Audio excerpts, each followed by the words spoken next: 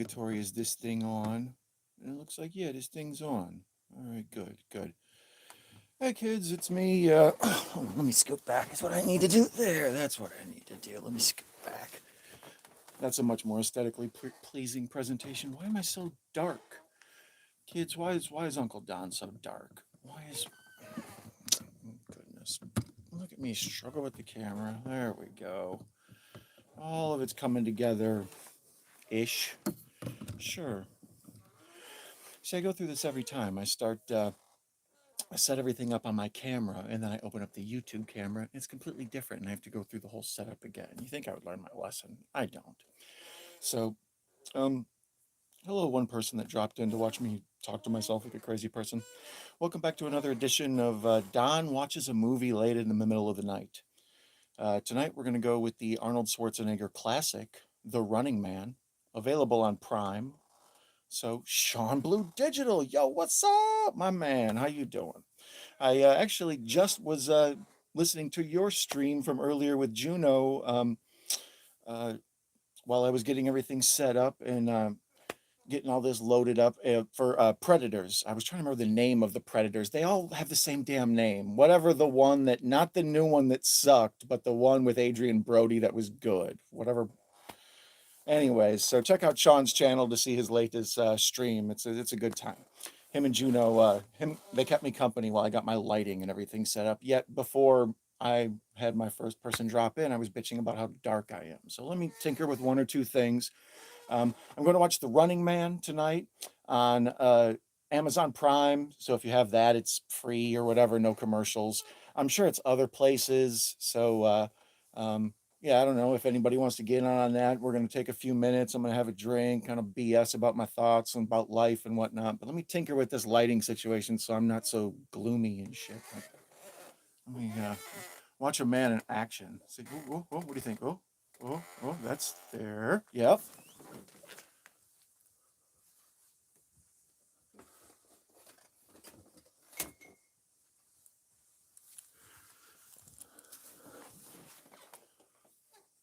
Better, better. Little bags under my eyes action.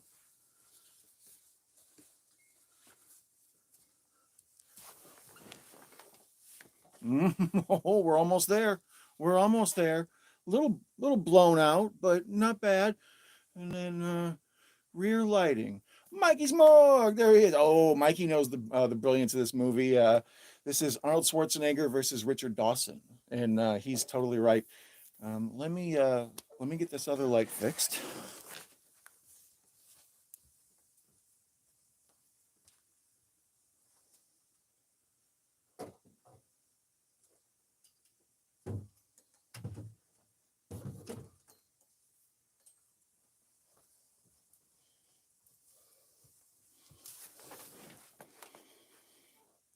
Yeah, that's better. It's still not great, but it's much better. Oh, Sean, thank you. Uh, I was just bitching before anybody started coming in here that on my camera on my phone, when I'm looking at it and I'm setting it up and I'm trying to frame it and like where am I sitting at, everything looks good. And then I open up the little YouTube Live app and everything's wrong and distorted and darker. Like what the fuck? It's like Charlie Brown trying to kick the football. So, but this is at least a little better. I can see myself pretty good. Yeah. Give you guys a little lighting there. That's not bad. So I think I did better the first way. Friggin' Francis Ford Donnell over here. Anyway, so yeah, I'm going to let me get the chat open so I can see you guys without having to constantly turn back and forth and whip my head around like Willow Smith. Wow, what a jackass that thumbnail is. Nailed it. All right, let's open this. Yeah, there's me being stupid. Okay, right on. Let's get the chat open. Man, see, I didn't even have to look. Now I can see it. That's a beautiful setup. Let's get that set up. Hi, man. I was going to tell you that I was going to do this when I was over in Karen's chat. And then I decided it was tacky to advertise. So I was like, you know what? If May's up with the baby or something, she'll come in.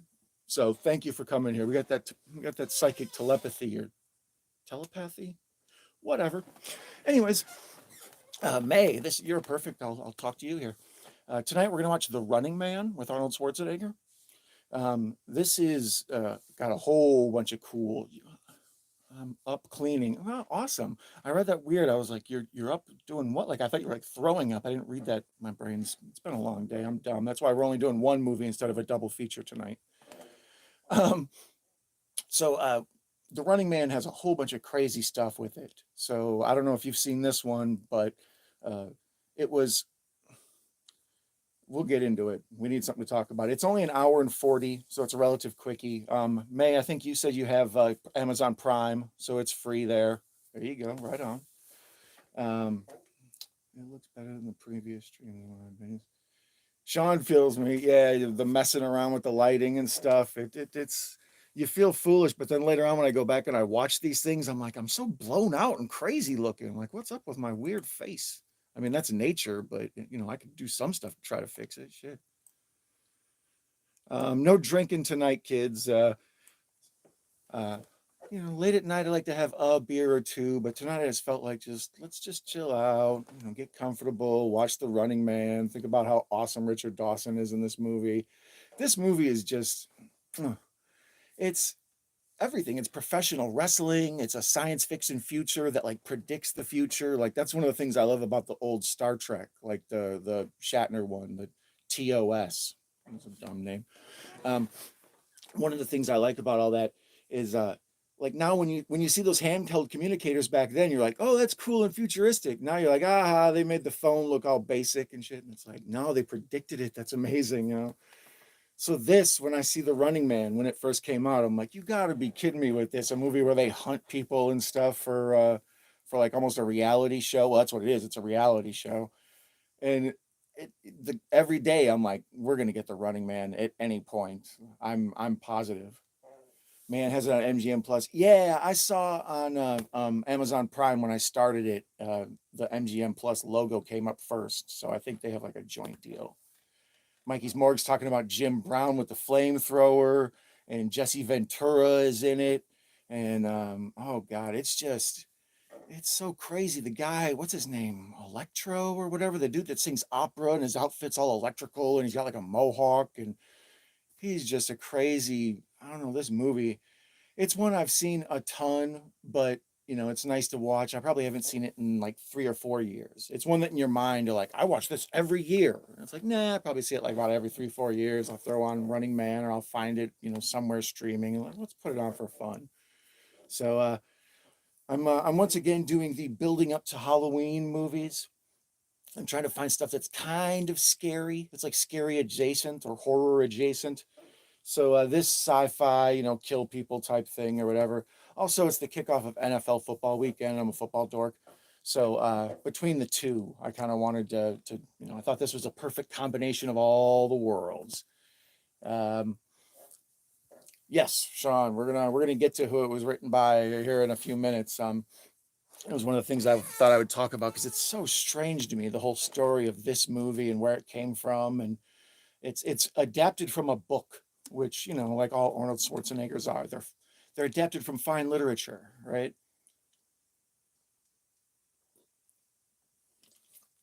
A little pause for the calls.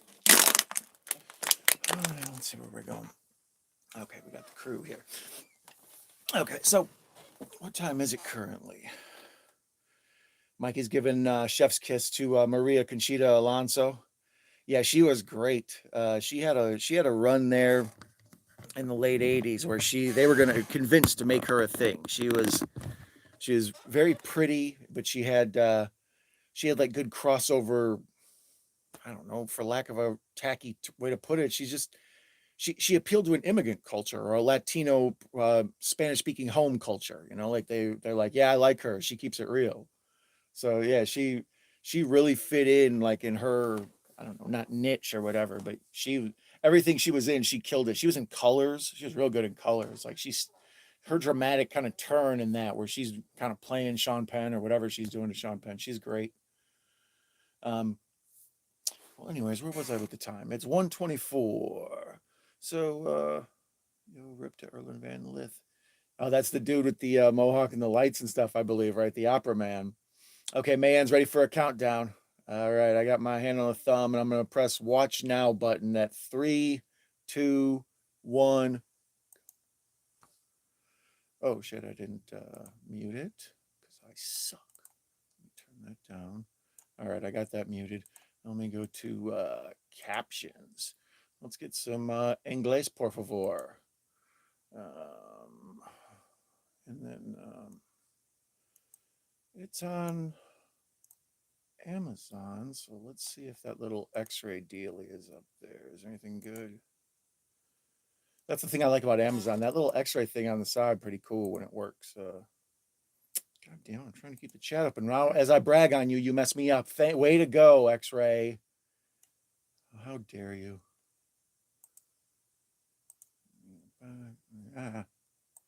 What am I doing? I've screwed this whole process up. X-ray has just let us all down. All right, I'm back on track. Hold on.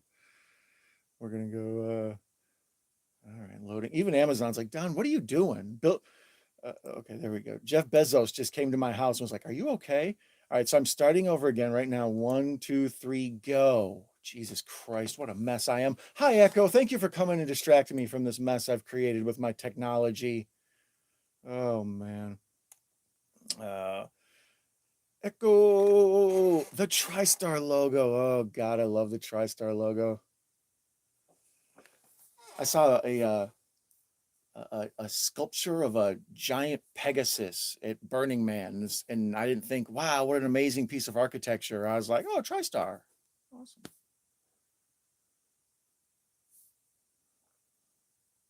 Oh, Spike says, "Who are you in this movie?" This movie, his catchphrase is, everybody always knows him for "Get to the chopper" and all that, right? In this one, his catchphrase, I feel like, is "Come on, come on, come on, come on." That's like the way George Lucas had that whole thing where it's like, "I'm faster, more intense." That's how Schwarzenegger is in this movie. He just wants everybody else to go faster. Come on, come on, Amber, come on. I don't know why I was Spanish there. It's yeah. We're getting a backstory about how bad the future is, and what a terrible place it is to live in. Right. Nailed it. Once again, sci-fi, Star Trek, Running Man, and Idiocracy. Out of the park. I originally had thought about doing this as a double feature with Death Race 2000, the David Carradine old school classic Roger Corman one. I love that. Like I said, it's football weekend. I'm kind of doing these like sci-fi murder movies sort of things, building my way up to Halloween. It doesn't have to be sci-fi, but you know what I'm saying, horror adjacent. So since it was football weekend, I kind of picked these out, and I decided instead my guy, the horror cat dad, and I today are going to get together tomorrow night at 10, I believe, technology willing, and we're going to watch The Predator together. So this is going to end up being a roundabout Arnold Schwarzenegger double feature across 2 nights, where I also figure out how to use the YouTube app to incorporate more than one person. So it's a lot going around in the old duder's head, man. A lot of ins and outs. So yeah, we're gonna watch this one tonight. This is The Butcher of Bakersfield. All they want is food. That's a 6.2 Arnold Schwarzenegger right there, far from a 10. We'll go up and down all night, trust me. Echo, thank you for coming, buddy. I always like it when you're here. So this starts off. Arnold is a dude who works for the police, I believe, and they're controlling riots of people who are protesting because there's no food or anything. So basically, they're starving, right? So the government or whoever tells them to open fire on the helpless civilians, and Arnold says, "Well, I will not do that. They're hungry. The people that are starving," and of course his crew turns on him in like 2 seconds. So it makes me think he must be like a terrible boss, because they like on a dime they were just like, let's throw him out the window. Like, damn, no love? Didn't you buy anybody a birthday cake? Like, why? What's all the hate for? The dude with the mustache, the most hate. Like, he was jealous of Arnold's muscles or something. Like, he had a real beta male complex. So basically, because Arnold refuses to do his job, his police work, he disobeys an order, basically, like in the army. So they ship him off to this prison, and then later on we learn that the dudes on the helicopter with him murdered everybody, and then they just blamed it on Arnold. So he's the patsy. Yaphet Kotto, God, I love Yaphet Kotto. Rest in peace, buddy. uh, when Kotto comes on, he will just take over the movie. Like his face just steals the screen. Oh God, Jim Brown. Jim Brown just passed away recently too. This is a bummer. I didn't realize how many of these people I love. Jesse Ventura's crazy ass. He's a fascinating person. Whether you like him or you don't, you have to admit he is like a fascinating, interesting. If someone wrote an objective biography about the man, it would be very interesting. So here's Arnold. They got him like in work prison, and he's doing kind of like slave labor. Um, you can tell he's disheveled and struggling in life because he has a beard. Um, I feel like Running Man in the Fortress could be in the same realm. I agree. Um, did you ever see what's it called? Deadlock, I think the one where they put the Rucker Hauer. Is that maybe who it is? Same gig. I feel like in this. Um, yeah, the work release or the work prisons, the slave labor prison, the work camps. That's the future. They want you everything to know is going to be very World War II in the future. Um, so here we meet, Arnold's buddies in the background. He's we got to meet his crew, and I like his crew shows who he is as a person, right? He's homies with the computer nerd who's skinny, who probably can't protect himself, and then he's homies with the cool black dude. Like that's his posse. And I'm like, I like your crew. That would be my crew. It's like I'm gonna need a smart guy. I'm gonna need a cool guy. I'm gonna need a guy that keeps it real. I'm gonna need a guy that's like can talk numbers and figure out the stuff I couldn't possibly. Yaphet Kotto and Arnold Schwarzenegger, they need to put out an album or something. That's a lot of cool together in one space. Yaphet Kotto was he's primarily known for Alien, but I can't think of any time he did a lot of TV and stuff. It's just his face, that guy. He's another one of these gravitas actors. I find him all the time where it's just like you don't have to write for him very much. There doesn't need to be like any sort of backstory for that character because they're just so cool and interesting. As soon as they come on screen, you pay them for their gravitas. It's like, yeah, I got screen power. So here they're staging a fake fight between Arnold and Yaphet Kotto, a believable fight. Actually, it kind of is. That's how cool Yaphet Kotto is. He's like half fat Albert, like he's pudgy cheeked and he's like got a paunchy belly and he's kind of like hunched over, but he's so cool. It's believable he could take Arnold for a second or two. Like, just awesome, awesome.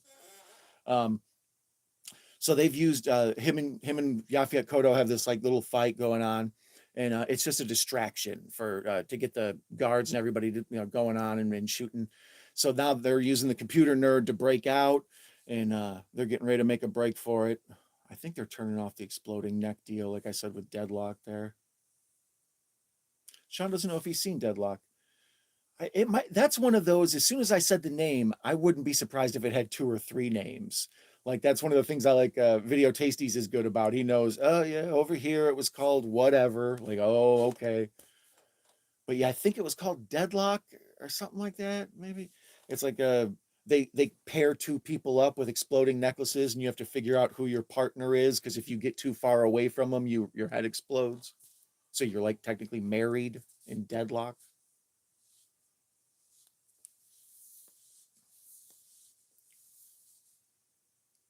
Bill Duke is Mikey's more exactly. That's the thing I'm gonna with Predator 2. As soon as I saw Yaphet Kotto, I was like, Arnold has a type he likes to work with.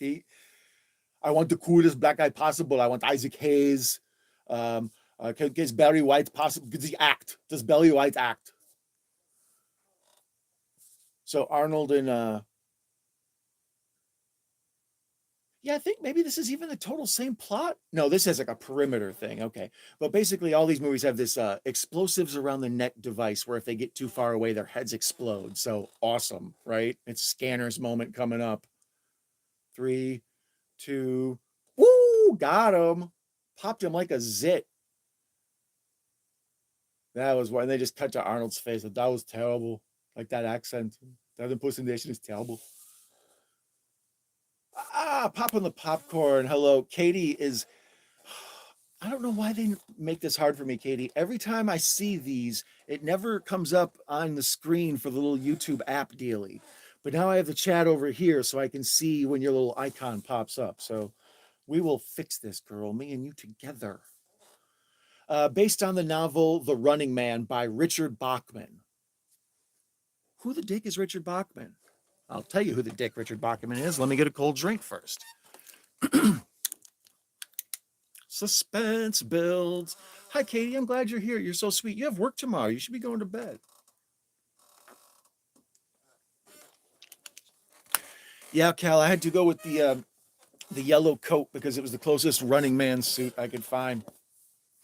It said on there before that this was written by Richard Bachman, and a lot of people have heard that this was written by Stephen King.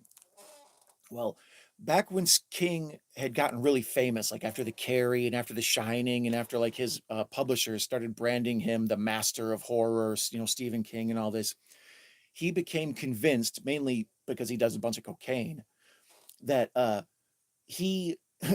Sorry, I distracted myself with the thought of Stephen King doing a bunch of cocaine and losing his mind. So basically, he got paranoid and crazy, and he decided that he wouldn't be famous if it wasn't for Stephen King's brand name. Like he was now Burger King or McDonald's or whatever, and it didn't matter what he served, people would buy it. So he was like, I'm going to make up a pseudonym or a pen name, a nom de plume, if you will. Um, so he came up with this fake identity of Richard Bachman, and he started writing novels and short stories and like what do you call it, compendium books of short stories. And Richard Bachman's stuff hit and went to like top of the charts too. And then people started to realize the similarities between Bachman's writing style and King's writing style, because King's very frantic and cocaine addled, more and Jack Daniels. Let's give him a break. He does lots of other drugs too. Um, so yeah, Bachman slash King released this as a short story in a book full of short stories, and no one even knew it was him, and it got popular. So this is a hidden Stephen King movie. Um, the fellows are now out of jail, or prison rather, and they're getting their explosive neck collars off. And the guy in the red beret there, that is Dweezil, one of the Zappas. I forget which Zappa. I want to say Dweezil. It's certainly not Moon Unit.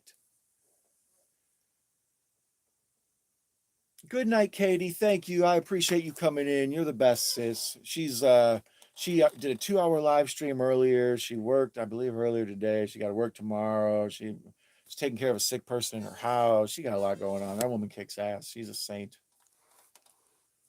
She's the horror YouTuber of the month. So, bow down to the queen.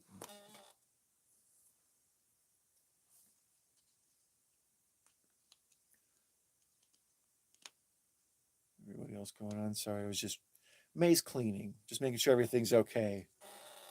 Checking on May is the new checking on Mark. May, are you okay? Anyways, back to the movie. I got distracted by the chat and the homies.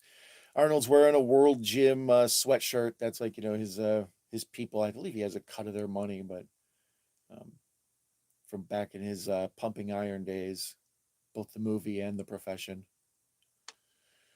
So we see the slum squalors of modern America. Once again, you're scaring the crap out of me. Arnold's dressed up as a construction man. Uh, that's super common. Like for some reason they did that like with Roddy Piper too. They know that in the future is just manual labor. And just as I say that, they cut to a set that I'm pretty sure they used in They Live. That was wild. So Arnold's plans to go hook up with, I believe, his brother, maybe, and go to his apartment. Look at that. I was right ahead of it. I'm going to my brother's apartment. Plus, I'm not into politics. You guys do your survival thing. I'll catch up with you later. Peace out, dog. That was way fast.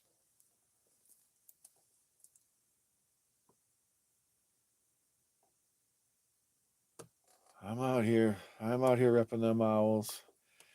No, I had a bunch of stuff to do tonight, so I published a video and I was able to like poke my head in. Well, I was able to moderate Katie's video, and then I was in Sean's or Rob's chat, and then I got to Sean's chat just as it was wrapping up, but I had his replay on while I was getting lights set up, and it did no good. I had to reset the lights anyways. Their content was too good; it distracted me. So I appreciate you, Cal, recognizing the hustle. Here's Richard Dawson. This guy, this guy, hey, you, this guy, why you oughta. He's growing up my whole life. He was the host of Family Feud. He was the guy known for kissing people's wives and girlfriends and sisters and daughters on the lips. So you go up to your grandma and just be like, "How are you doing?" Like right on the smacker. Do that to like, yeah, your wife right in front of you. You just stand there like, oh, like I don't know how to do this. I think it's part of the game. You just know, like, if you want to come on the show, Richard's gonna make out with your lady. So Dawson was on there my whole life, and then since then they can't really keep a host. Well, Steve, actually, I bet I take that back. Steve Harvey's probably been the host way longer at this point, but when you're a child, time runs like three times longer. So 3 years child time is like 20 years adult time. Here's Arnold, yeah, as a construction man. Like I said, they got to paint him as a blue collar. This is all character portrayal. It's like he's friend with a nerd, he's friend with the cool black guy, he's working class. You got to make him appealable to audiences. I like this dude. I like the cut of his jib. He's good people. But he does get rough with Amber here. I remember that he's always like manhandling her and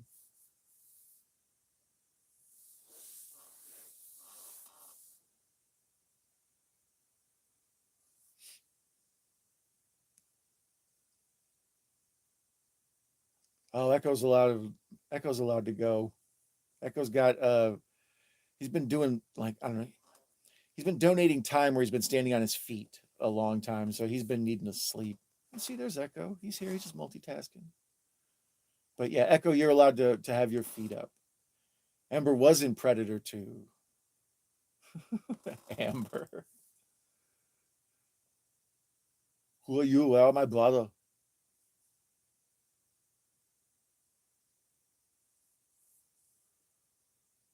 So, anyways, Richard Dawson, he was on Family Feud. He was the host there for a long time. But then, as a kid, he was also on reruns on this old show called Hogan's Heroes. Hogan's Heroes was insane. It was basically a more comedic, ratcheted up version of Stalag 17. So, being in a Nazi concentration camp is ripe for hilarious, right? So in the 50s and 60s, coming off of World War II, people had a sense of humor about it. But as it got older and as people forgot about the whole war effort and the country on the whole, and they only saw Holocaust images, a show like that can't really ride anymore.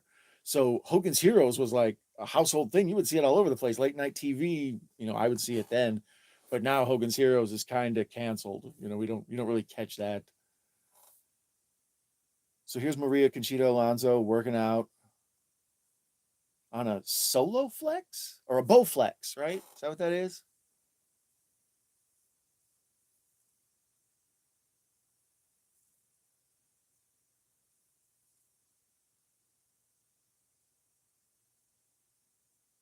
So they explain. So she's just working out in a teddy, and Arnold's got his hair wet and combed back with a white wife insulter tank top on, like he had in Raw Deal.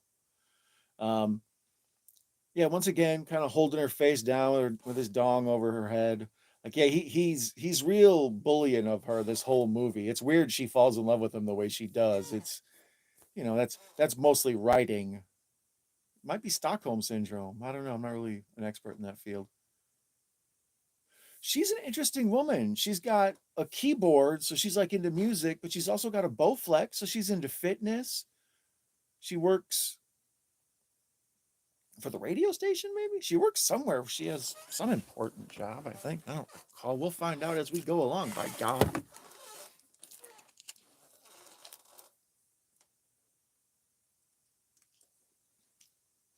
There, Echo is saying in the chat. He's been on his feet a lot since last Saturday. Echo, I've been your advocate this whole time, brother. You're allowed to sit down and not be in the chat. You just have to have it on and hit like and tell everyone you know that it's on, and then cut up little clips of your favorite part. And, print out a Don mask, wear it around. Don't do any of that. I just scared the shit out of myself. I don't know if Richard Dawson did anything after. Oh, Richard Dawson was also on I Dream of Jeannie too. I believe. Um, but he was also a match game regular. So if you're a fan of the Game Show channel or the Game Show Network, Richard Dawson was forever an extra on the match game.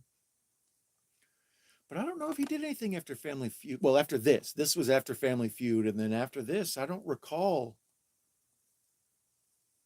I don't know. Mikey says he ran Echo off with his Bunny Men joke. You ran me off. Stream's over.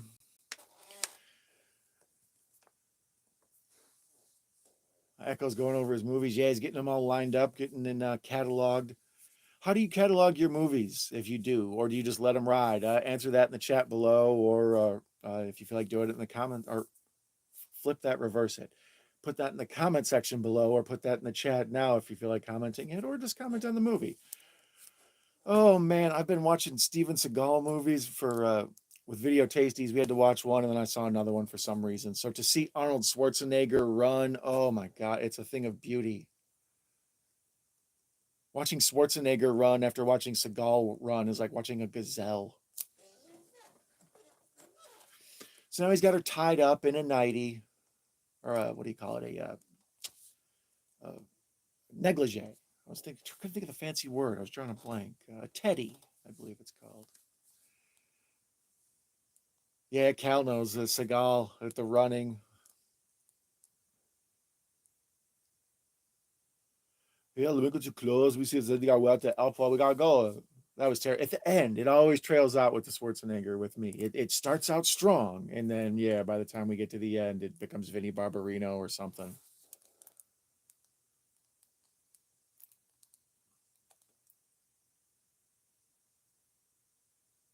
Schwarzenegger at 8.5 Schwarzenegger muscle. Like he's not full 10. Full 10 to me is Conan. Conan the Barbarian, because, well, I guess Pumping Iron, if you haven't seen Pumping Iron, go back and check that out. We might have to do that sometime after all the horror movie avalanche I'm about to get hit with for the next month and a half. But Pumping Iron is this documentary, but it's real manipulated. It's almost like a propaganda film for Arnold. And he's mega swole in that. Like because he's bodybuilding competition. So you can see striations and all that. Like he's, absurd. He's also been doing a bunch of monkey hormones and other things. But you can tell then when he did Conan the Barbarian, he got double jacked. He was like, I got to look great. I'm going to be on film. I was naked. Look at these tits. These great. But oh God, look at his neck. It's totally gone. So Conan to me is peak Arnold. Like when you look at him, it's almost like shocking. But he still has curves. Like he's not bloated. Like most steroid users are very water heavy. But then he starts to lose weight because he goes on the campaign of like, don't do drugs, you can't be doing the steroids, it's very bad. So Kal-El, Hercules in New York. See, Cal, you're such a smart dude. I'm sorry I'm mean to you sometimes. Hercules in New York is probably, you're right. Cal, here's another one. Who's bigger, or who looks better? Schwarzenegger in either Conan or Hercules in New York, or Ferrigno in the other Hercules movie, the terrible one, the sci-fi outer space one. Ferrigno is just absurd. Another one where he managed to get just the right amount of steroids without getting too much water weight. So he looks like a He-Man action figure instead of just like some bloated. Normally a normal person would look bloated because you have to eat so much carbs because you're starving. Like you just. So yeah, I don't know what kind of awesome early steroid HGH stuff both of them were on, but they were on the best. I think it's genetics mixed with science.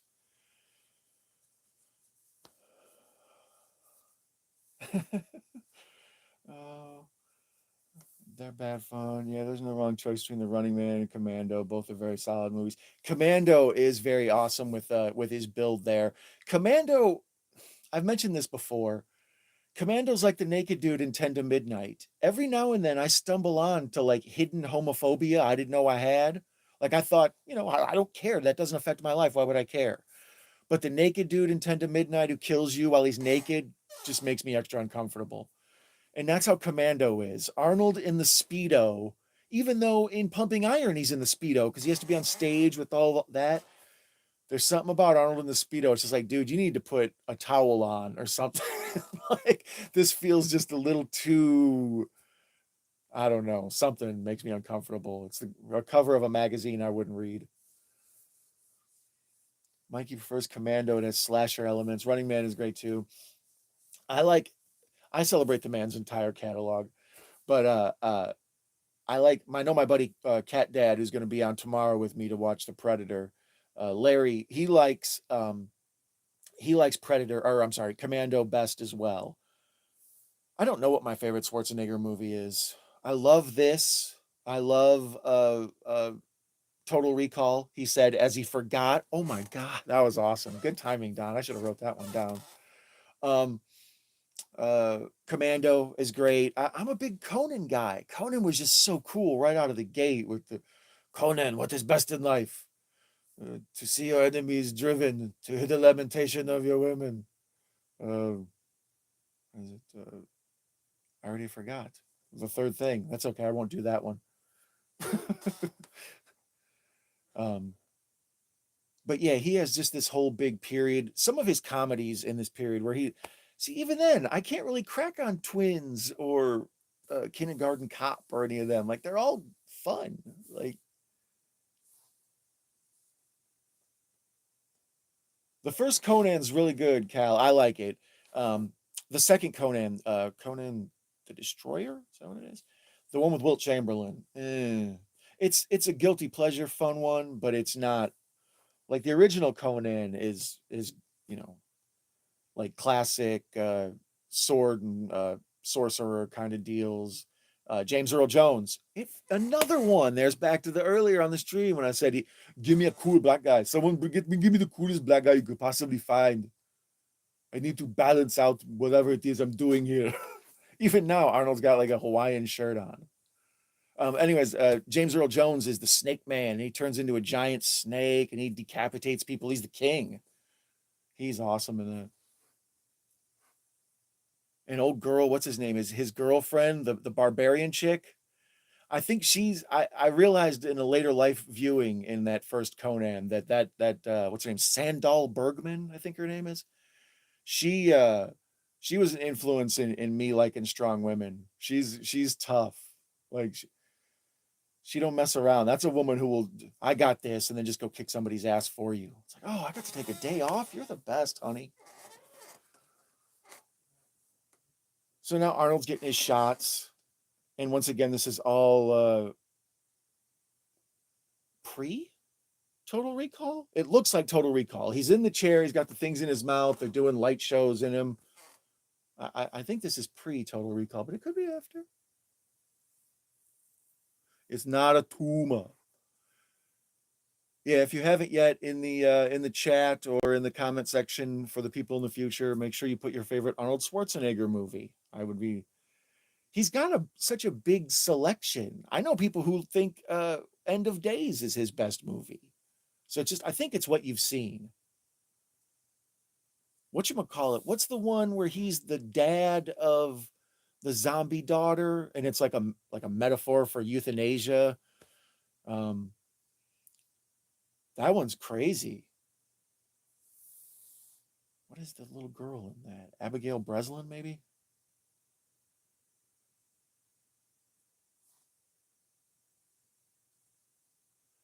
So now Amber's back at home. She's playing music at the aforementioned keyboard, Chekhov's keyboard. And she's seeing that on the news they're portraying it as Arnold murdered a bunch of people as he was escaping the airport. And she was like, "That's not true. I was there." So she's starting to realize that the government like will lie and tell stories and manipulate footage and stuff, because prior to that she's not.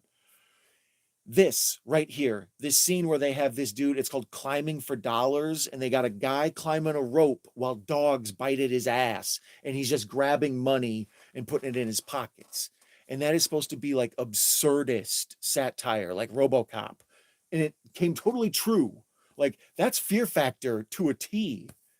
Jamie. Oh, I love Jamie here. Jamie's famous movie is Conan.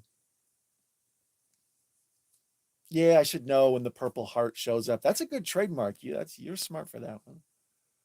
Between mushrooms and I'll never look at a mushroom and a Purple Heart ever again without thinking of Jamie. So now we see the television show production. I like that they have to keep the masses entertained. Oh, that's right. This is the gambling hallway. They have the show, The Running Man, on a giant billboard playing for everybody to see it outside. And I'm like, that's crazy that they just like do walk up movie theaters. But I forgot this is for the gamblers. Jamie knows mushrooms. Yeah, exactly. Whenever I see a mushroom, I'll be like, and I don't know mushrooms. I like if I ever need an expert, Jamie is my mushroom expert. If I'm on Who Wants to Be a Millionaire and I have a mushroom question, expect a phone call. So here's what the Patriot or whatever the hell his name is. Buzzsaw. That's right. Oh, that's right. He pie faced me. This is awesome. Yeah, here's the mixture of reality television with professional wrestling and just the whatever they got to do to get ratings, life or death. Like just all this scares the hell out of me because just like Network, just like RoboCop, just all the great satire where they're like, well, here's what might happen if we just weren't paying attention. It's like, yeah, it pretty much happens. Idiocracy, but it has electrolytes. Echo's Hero likes Commando the best. See, I don't know. I think Predator might be my favorite Arnold because it has so many elements. It's action, but it's also got that like Most Dangerous Game, almost like a horror movie where the people are being murdered off, and it's got that like I don't know, just the jungle vibe is very rare. It feels like a war movie, which is supposed to be Arnold's vibe to me. Predator's close. Total Recall's pretty awesome. The plot is so good, but every now and then the effects or something will happen that bounces you out of the movie, and you're like, they tried. They tried their hardest.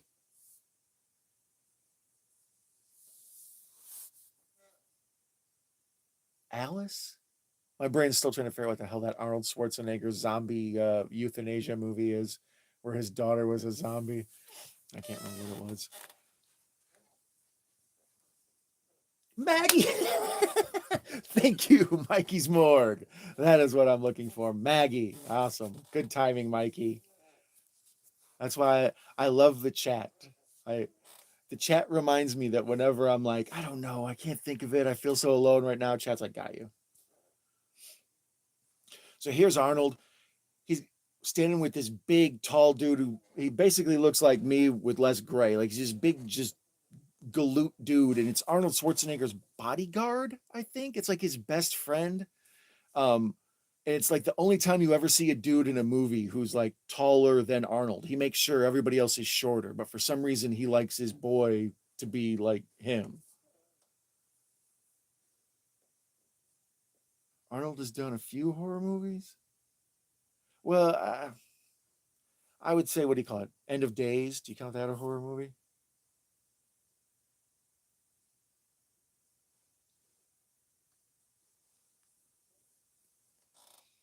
Um, so we see. It's funny to me though. That's the thing about sci-fi. How much they're predicting and getting right, but then they can't predict other things. So like LED screens, they couldn't possibly predict. So they have old janky. It looks like Vegas in 1982, like the lighting and the boards and stuff. It's all cheap by what we would do by today's standards, but the rest of the ideas on paper, all they feel like what's going on right now. What's the number one television show in the whole wide world? The Running Man. And who loves you and who do you love? Don. And then this old lady, yeah. Oh, that's going to get clipped. Oh, I heard the warm up. So now Amber is lurking around, dressed like a space age stewardess. How long did it take you to do your hair, girl? I get up 3 hours early every morning. Wow.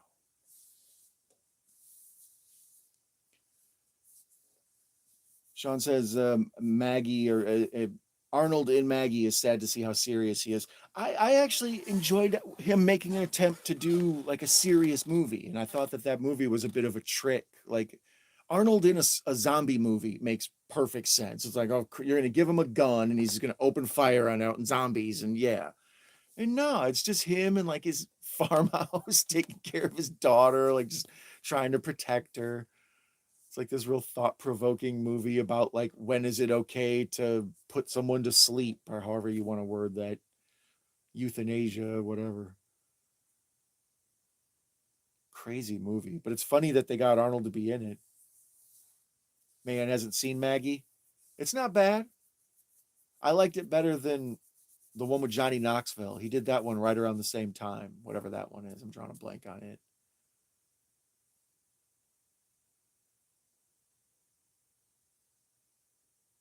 So now Richard Dawson is going around the studio audience and he's explaining, oh, actually, that's what I'll do. I'll give you guys a timestamp. I'm currently at 35:39. So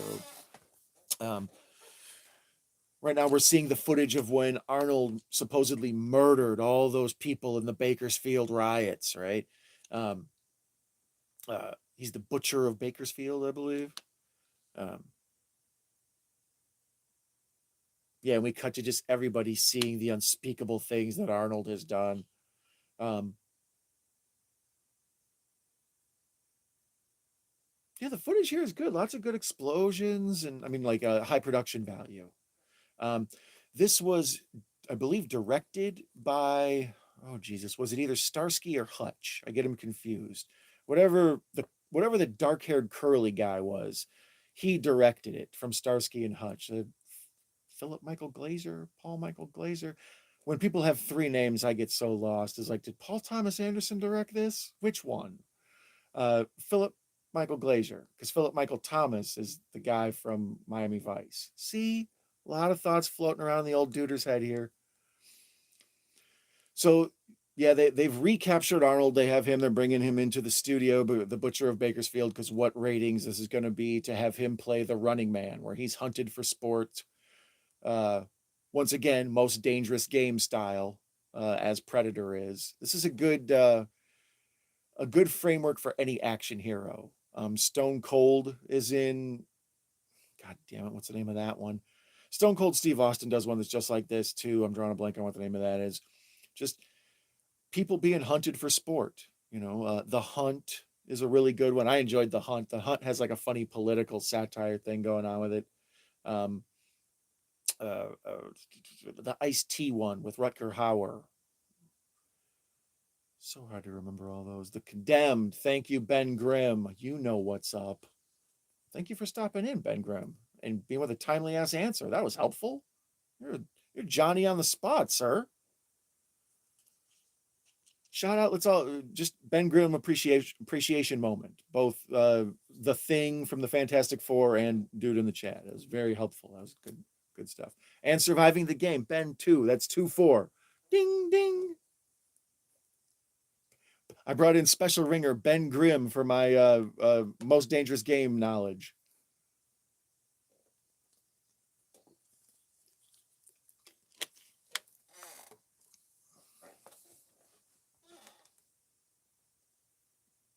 Well, Ben, I need to double check and make sure I'm following you after this stream. If I'm not, you can count on it because that was helpful as hell. Anyways, yeah. So Cal earlier asked about why the hell I was wearing this yellow shirt.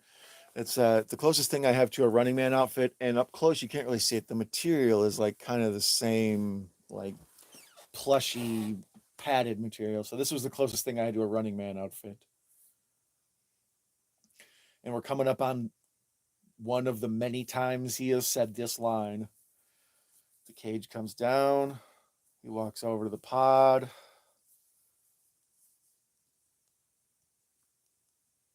And this is actually, I think this is one of the reasons I enjoyed this. Oh, that's right. We have to see the reveal that Arnold's buddies are here as well.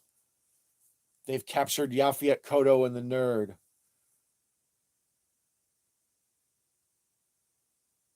Oh, hell yeah. They keep the old school,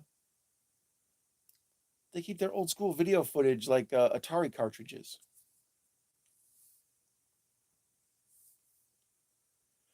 So now Richard Dawson is explaining the rules of the Running Man game. Basically, they're going to let these dudes down into the crappy part of town where everything's dead. They're going to let these cats hunt them. So it's got the little tinges of Escape from New York, which is another thing I love about this movie. I love, what do you call it, urban exploration or whatever, like those videos, the people going into old buildings and all that. So that's got this whole thing going on. But in every movie, Arnold tells the guy, I'll be back. So when he hits Richard Dawson with "I'll be back," he tells him, "What is it? Only in syndication or something like that, or not? I'll be back. Only in a rerun." So that's awesome because nobody ever gets the best of Arnold. "I'll be back" is like, oh, you're in trouble. And Richard Dawson gets to just kind of like throw it back in his face, like, no, I'm not. Edgar Wright is doing a reboot of this. Oh, hell yeah. This is, sorry, Sean. I just read it as I was watching the tunnel. This tunnel thing, uh, this is, I don't, why is this such a thing in 80s movies? Like this is in The Goonies, and it was in, was it Harley Quinn and the damn Birds of Prey or whatever the hell it's called, Fabulous Emancipation of Harley Quinn. Um, just these like tunnel water slide scenes.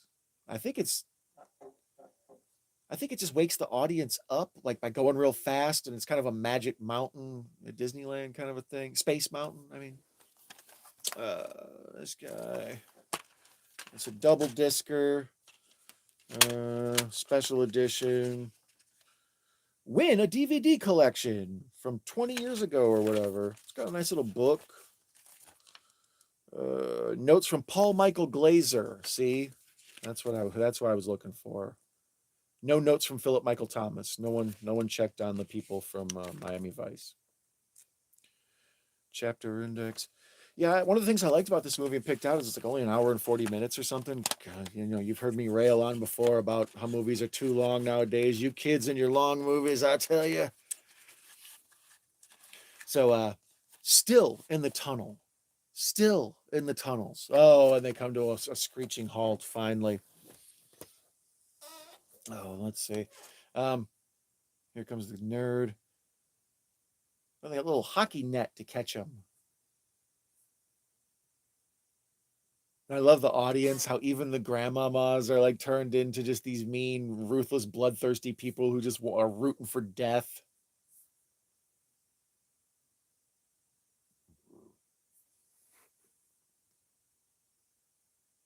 Ben has that same edition. Yeah, a lot of these I wanted to upgrade to Blu-ray, and then they jumped to 4K so fast in the format wars that I kind of had to like step back and make sure they weren't going to hit us with another formats. Like I kind of got scared, but then streaming took over and physical media died off, and now, unless you're going to start getting special editions or whatever, things apparently will be going away. So I'm glad I have everything I have, where it's whether it's DVD or not. I have a I think I talked about this on another stream. I have an up converter on my Blu-ray player. So all my DVD players play it claims 1080p LOL. There's not a chance in hell when I look at it. Unless it's just the original print makes it grainy. But I swear there's frame rate doubling going on because everything has a weird depth to it. So all my DVDs are now like a whole new look to them. So I don't mind going back and watching DVDs at all because they look relatively interesting.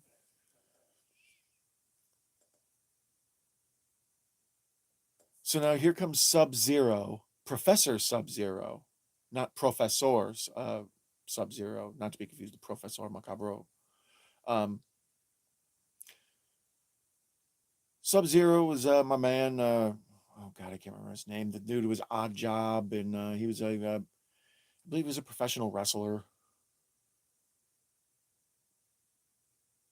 Arnold has the worst line at one point. He's like, Sub-Zero, now just plain zero. And it's like, yeah, that's actually more. Like Sub-Zero would be less than zero, so zero would be an increase. Sean's got to get a new player. He has the Canadian Blu-ray. Yeah, Running Man is one of those. I believe I had it on VHS, and then later on I got it on DVD because this is in such great, like, it's in that sci-fi satire wheelhouse that I love so much. I mentioned a bunch of other movies before, RoboCop and all them, but Starship Troopers, a bunch of them where they're making a point with their little story they're telling here. Like you have to be kind of thick not to understand. Like with this, they're like, be careful how far we push this. Whatever you need to do to get TV ratings thing, or eventually we're going to be, killing people on TV. And then you turn on, Fear Factor, and you're like, God, I hope that dude don't die. Actually, I think that's why Fear Factor only comes around like once every 6 years now as like a special, because it's like people are just it reached the depths of humanity. What are we eating donkey balls for, guys? Come on. So Arnold and his crew enter the scary ass room and everything gets cold. Good horror movie stuff. Anytime the heroes suddenly can see their breath, it's unsettling. And oh, the TV cameras are like ominous robots. That's really good. That's almost like a chopping mall or something. It's all dead and quiet, and the lights kick on, and the robots come to life. It's good, scary shit.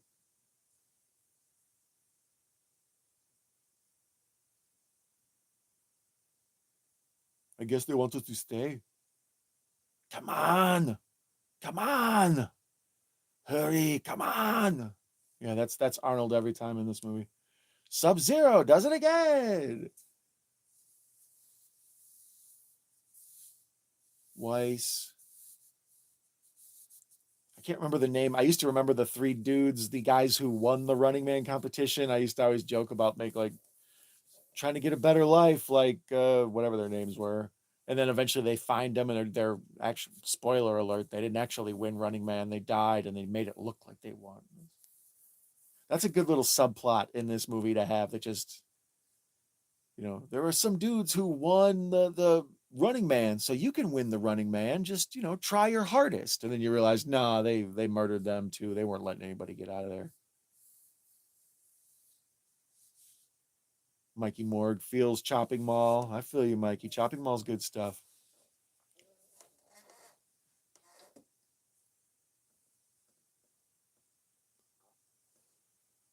Toast and Stardom. Will there be a Running Man 2 20 I don't know. Ben Grimm in the chat there was talking about the Edgar Wright remake. That intrigues the hell out of me. With everything being on strike and with the all of it being shut down right now, I quit. Like hearing about stuff, Star Wars broke me basically.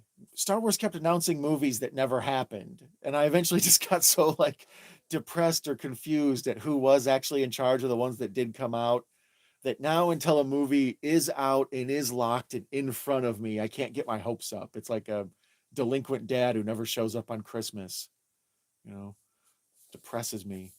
So that's how I am with as soon as I saw that Running Man reboot, I was like, oh yeah, the strike. Never mind. Don't get excited. Don't do this to yourself again.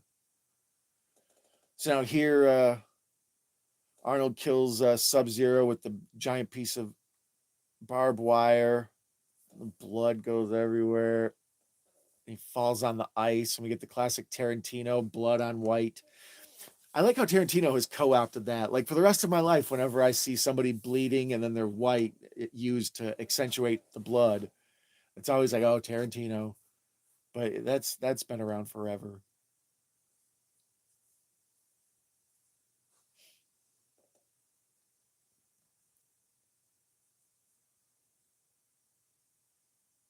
But thank you for popping in to Stardom. That's cool of you. Welcome, welcome. So Arnold and Yaphet Kotto with the cool hand slap. Like I said, there's a thing in professional wrestling where uh, you take somebody who's popular or cool, and you take somebody who isn't really all that popular or really all that cool, and you give them the rub. You have them like be a tag team, or you establish that they're friends. And that's what they did there. They're like, look, everybody likes Yaphet Kotto. He's cool as hell. So if Arnold and him are cool and he's dapping up Arnold right away, it's like, oh, then Arnold's cool by proxy. Kal-El thinks End of Days is top 3 Arnold? Really? I like End of Days more than some people. Some people dislike End of Days. I was always a fan of it early on. I think Arnold versus the Devil is a cool concept, and Gabriel Byrne as the Devil is fantastic. But I don't know. Arnold's total catalog is so good. And we weren't even mentioning Terminator 1, Terminator 2. Like, I mean, we're the stuff we're not talking about with Arnold that I haven't mentioned is just so much.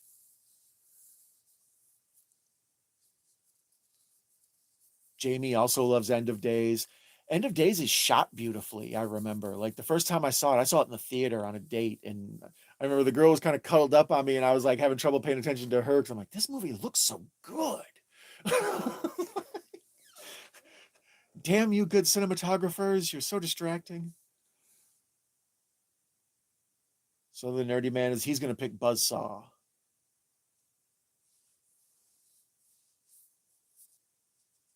I would watch a Jamie Kal-El watch along of End of Days.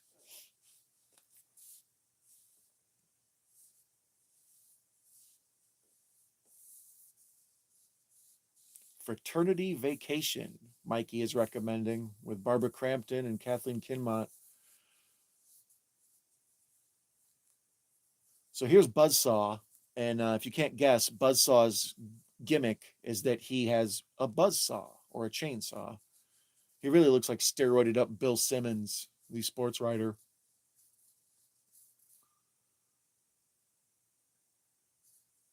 The ratings jumped 8 points. Make that 9. I love Ben Richards. Yeah, see, that's the thing. They tell you right here, the media will do anything to court ratings. They don't care if people live or die. And that's why the kind of the warning of this movie is it's a modern take on network, but network made the case that networks would put a crazy person on TV just to get ratings. And we've gone way past that. We've put crazy people on for a decade or two now. It's like just throw a nut on TV. It's very entertaining. Clap if you love Dynamo. His electricity is sketchy at best.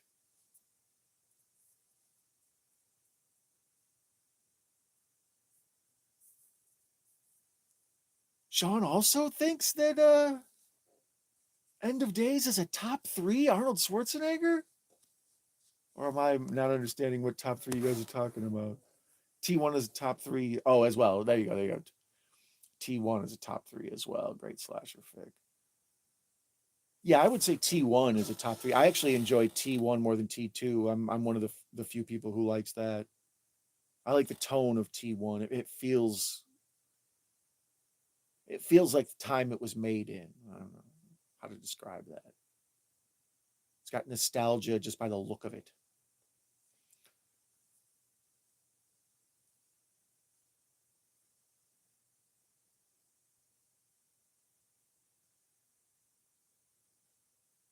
So here's another, I believe this is the classic Arnold. Who gives a damn? I'm going to uplink your ass. Where are you going? Let's see that if the Arnold trails off at the end. I think I lose interest in it emotionally, is what happens. I start doing it. I'm doing okay. I'm feeling okay about the Arnold, and then it starts to get away from me. See it right there? It's gone. It's gone. I've lost it. It's like a balloon in a rainstorm. I love that. Her Confederate, her lover, and like you hear it playing on the overhead audio, and then they cut to like some nerdy dude in a room doing the thing. That's classic TV satire stuff there. I like all the oldies in the crowd. Totally Stardom. I love that too. The audience is an important like casting choice. Like it needs to look like boring, lame. Like it kind of needs to look like you're like people who would be at Thanksgiving or whatever. Like it's not supposed to be anybody threatening or normally who would be like, oh, I bet they love blood and guts. Like they're supposed to look like just boring, average people who have lost their way. When that old lady's like, I'm rooting for Ben Richards, he's a bean motherfucker, or whatever she says, like it's hilarious. And like she's the where's the beef whopper or Whopper lady in this one. Or is it Wendy's? Where's the beef? Yeah.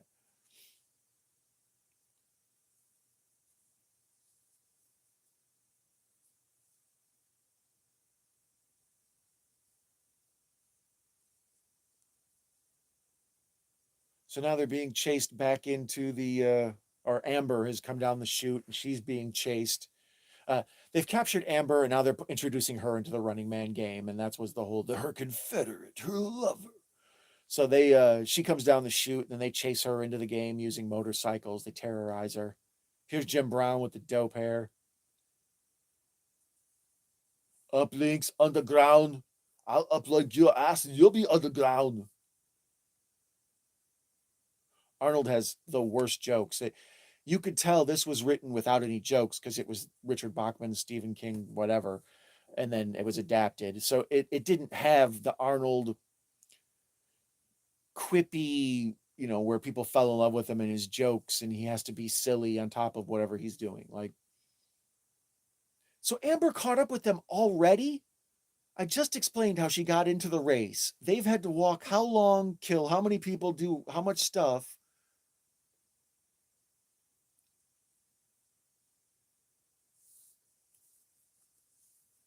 The opening supermarket scene in Cobra. That's a Stallone, right? Cobra. Cobra actually was originally Beverly Hills Cop. they, they, I believe Eddie Murphy was going to be in Beverly Hills Cop, or was it the other way around?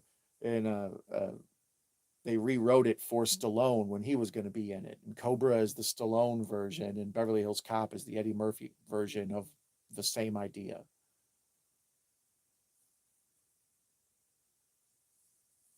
Now they're doing top three Stallone or Schwarzenegger. So feel free to put your top three Schwarzenegger in the comments below if you're struggling for something nice to put in the comments. The reason people on YouTube always hit you up for comments is it helps us grow our channels and get people to watch. I see new faces in here. My guy Stardom's popped in. Ben Grimm, it's the first time. I swear I've followed you before, Ben. I'm going to double check that. I know I've seen you around. But anyways, so folks, it encourages the algorithm to give us love. So I appreciate all likes. I appreciate all comments. I appreciate everybody who names their baby after me. All of that. You guys are great. So so far, some of the top threes for Arnold. We got Jamie's Conan 1, T2 2, End of Days 3. Sean says T1 1, Predator 2, Total Recall 3. I don't know. I would have to open up his IMDb and go through and look and try to pick and choose because I know what would happen. I just even now we were talking about all those movies and I was like, oh yeah, Terminator 1. That's like his most famous. That's where I'll Be Back came from. Yeah, Yaphet Kotto doing that bodysuit, no favors. It would be fabulous. It would show off my body. I have a shoulder and hip ratio. The body, it would be, my silhouette would be amazing. And then Yaphet Kotto's like smoking a cigarette, like, yeah, it'll be great.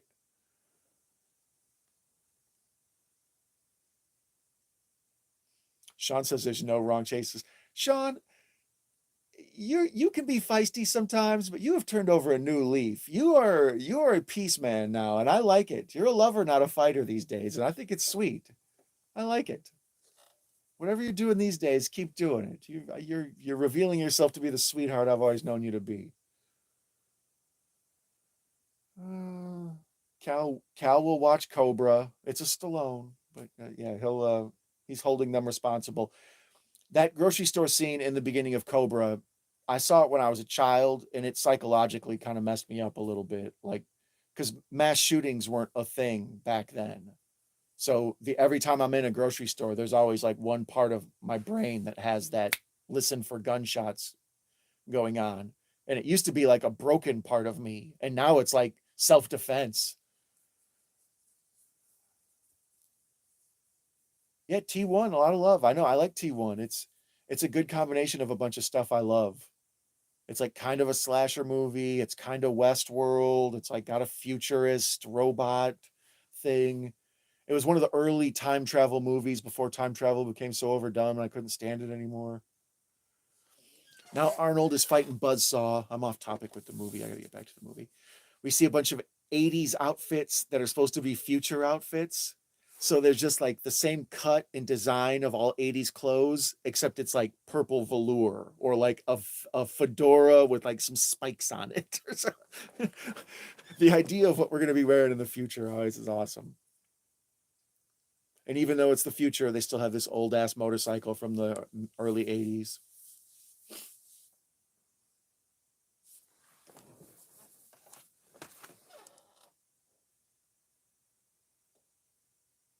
See, that's how I roll. Like when Jack Black kicked the dog off the off the bridge. That's how I roll. Shout out to Anchorman, a movie I didn't even like the first time I saw it. Now I think of it like twice a week somehow. Mikey's Morgue said twins. Mikey, you're banished from Donland. You used to be my favorite, Mikey. It's like Fredo. I loved you, Mikey. What happened? Twins 3. You. Mikey, that's a shock pick. That's a Skip Bayless, Stephen A. Smith. You're Tucker Carlson. You're trying to say stuff just to get ratings. Don't be a shock jock, Mikey.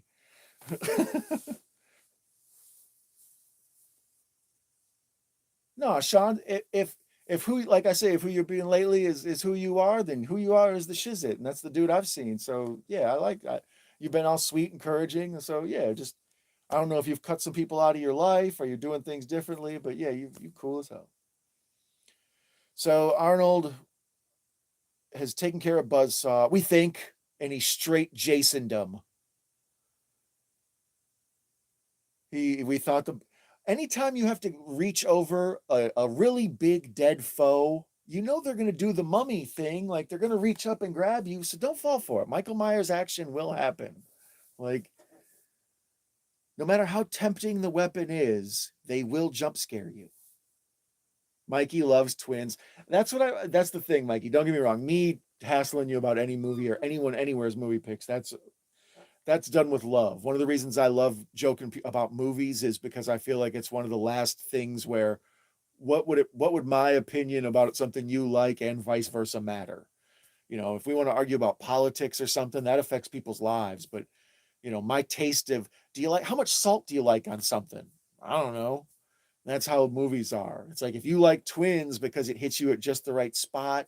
Sometimes you see a movie on just the right day at just the right time in your life when maybe you just met a new person and you're in love and that's the best damn movie in your life. Or I've had so many movies that mean things to me that I'll cape for all day long. So no, it people unless someone tells me The Amazing Bulk is their favorite movie, I have no arguments with anyone's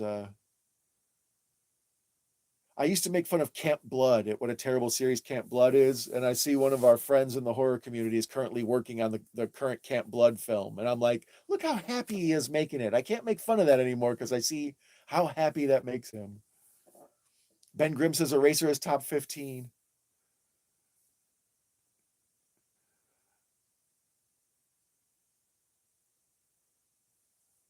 Yeah, now they're discussing the things. So we see the old buddy, the computer nerd, Weiss, I believe his name is trying to hack the computer code. It is the most insane, like these bars floating in a globe, and he's like every time he cracks the code, the bar goes away. It's like a metaphorical like lock on a door. But I think they're just trying. That's really what it is. They're trying to illustrate like locks on a door, so when the audience understands, okay, we've done it. Now the door is open to complete the action. But it just looks so absurd, especially by today's computer standards. Russell Collier in the hizzy. How you doing, buddy? Now they used the same effect. Yeah, the dynamo effect. I always imagine that whenever they like outsource these effects to an effect house, they're like, okay, give us like 15 electrocutions. Like 15 separate times in the movie, someone is gonna get shot with electricity. So What's it going to cost us for 15 of them? So now we see the big scary guy with the mohawk who sings opera, Dynamo. He's going to get it on with Amber. He's convinced that's what he wants to do. Now he's got yellow knockout lightning. That's not how lightning works. Blue lightning, good. Yellow lightning, stun. No real logic behind all the Christmas lights. He's a fiber optic special. Last Action Hero. See what I mean? That's why I said I would need to look at his entire IMDb, and picking out 3 would be very hard for me in the end. I don't know if Last Action Hero would be in there, but that's a personal favorite that I would put way higher than the average person would put.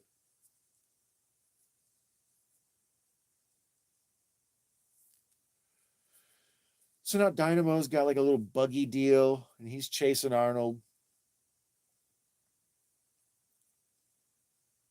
I don't really get his car. My whole life, I've always thought his car was kind of janky. Like, it doesn't look futuristic and cool. It looks like cheap and cumbersome.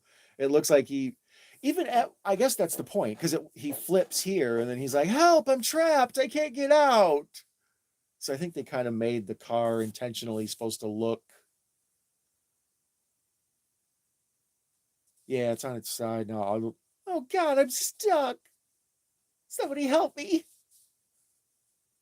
That's classic bad guy stuff. When you're on top, you have to be a creep. You got to be like trying to assault Amber because you're just a terrible person. But now that you're vulnerable and you're trapped, it's, oh no, help! Someone help! I'm sniveling and weak.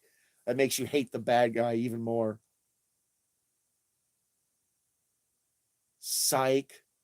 No, I won't kill a helpless human being, not even sadistic scum like you. Oh my God, boo! Boo! Yeah, the audience is appalled that Arnold would spare a man. How dare you have ethics, sir? Oh, that was hot. Arnold didn't kill the guy, and then they cut to a 2-shot. And Arnold was kind of standing there like, yeah, I could have killed you, but I didn't. Then he walked away all triumphant. You could see Amber behind him, and they did sort of a slight rack focus. And you could see Amber looking at him like, that was so sexy. And she like goes kind of running off behind him. Now they're calling Jim Brown out of retirement. I'll admit, I want to hang out in the Running Man green room. It looks jumping. It's like all beautiful women and rich people and former Running Man celebrities and stuff.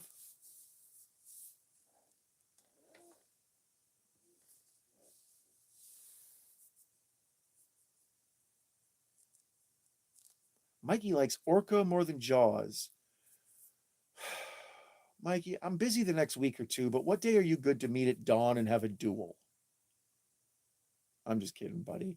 Once again, everybody's allowed to like what they more than they like, what they like. See how flabbergasted I am? How dare you? Jamie's got to go to bed. Her anniversary. Happy anniversary again to you, Jamie. You are awesome. The Mushroom Queen. Purple hearts all around.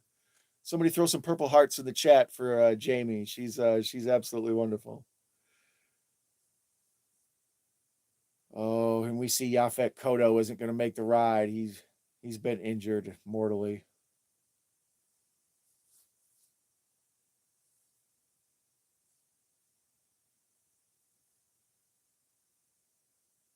Yeah, good night, my friend. He gives him the. Everybody in this movie, so many people die, and the only one who really gets like a dramatic kind of respectful death is Yaphet Kotto because he's cool. That's what respect is. That's all. People spend their whole life clamoring for money or trying to get the most sex or buy property or whatever the dick they're doing. And in the end, it's just all about respect. All these people die nameless and faceless, not Yaphet Kotto. Arnold comes over, kind of like tucks him in, closes his eyes. Sad music plays. Purple Hearts.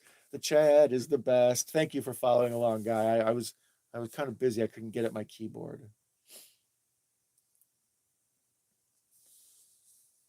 So now Richard Dawson is basically making him a deal, like, "Hey, man, we can rig this so you live if you want to go ahead and throw the game." Like, hell, I with all these games. Do you know how many most dangerous game movies there are?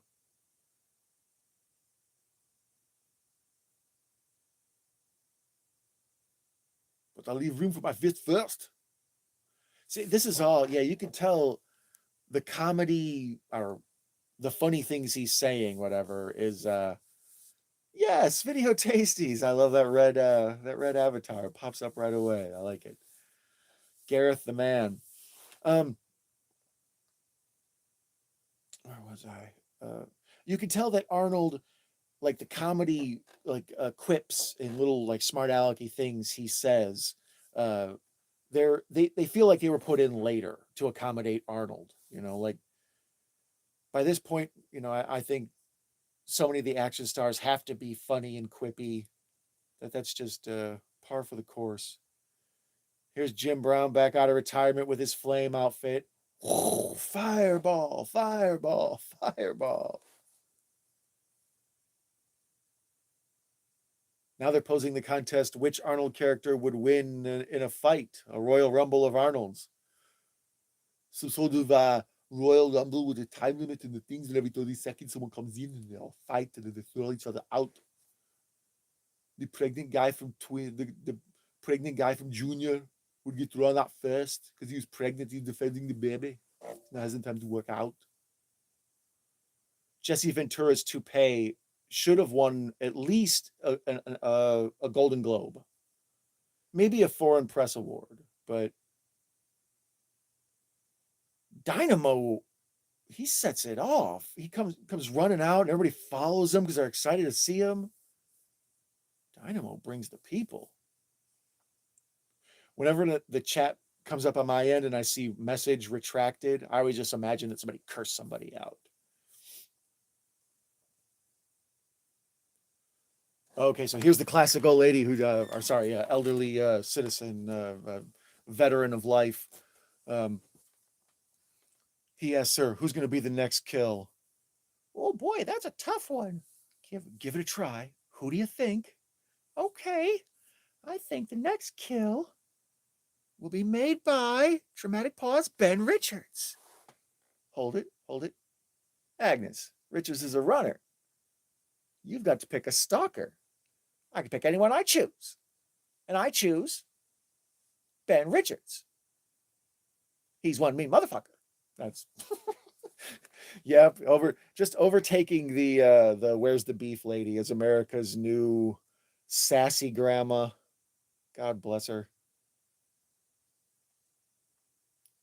So now the betting line has changed. This is the Rocky IV moment where the audience is against our hero, but now they're on his side. The tides have turned. Public opinion has shifted.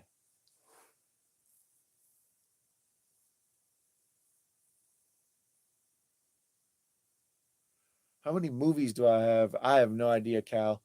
I said this the other night on a chat. I started counting them one time and I got somewhere into the early 2000s and there was still several shelves left. And I was just like, look, man, what am I trying to prove? Like I'm not going to remember the specific number when I'm done unless I write it down.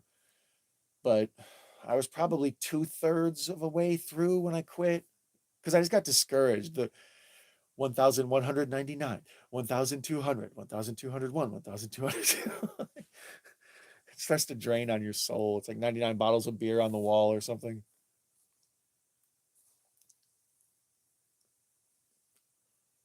We'll say 4,000. I would guess over that. But yeah, as far as if I wanted to guess without going over, I would say 3,500. But I'm going to guess 4,000. If you add digital copies on the computer, well over 4,000. That's usually what I count is just total movies. But just these physical copies you see around me, because this is reversed. Like behind the camera is the same thing. Like I'm looking at the TV and there's the same getup over there. Okay, come on, Amber. We're running through the sewer because we don't have to pay any fees or any permits.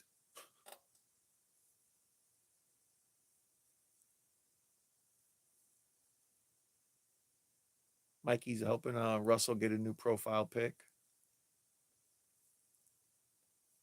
I like that you guys help each other. That's the cool thing about it. Most of the people in the chat right now I see are all members of the horror community. If you're not, make sure you kind of like check in on each other, figure out who each other are. I bet you'll like each other's work, you know. But I like that the people here help each other with stuff. If you got a question, you can ask somebody.